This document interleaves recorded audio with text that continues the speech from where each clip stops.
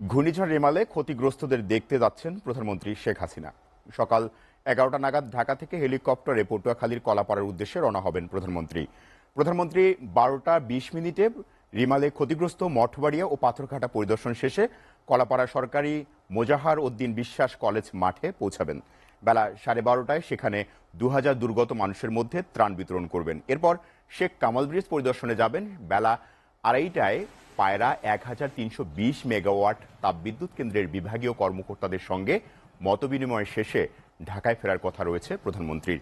বিকেল 3টায় ঢাকার উদ্দেশ্যে যাত্রা করবেন প্রধানমন্ত্রী। গত 26 মে রাত থেকে 27 মে রাত পর্যন্ত দেশের বিভিন্ন জেলার উপর দিয়ে বয়ে যায় ঘূর্ণিঝড় রেমাল। আশ্রয় কেন্দ্র থেকে নিজ বাড়িতে ফিরলেও আতঙ্ক কাটেনি উপকূলবাসীর।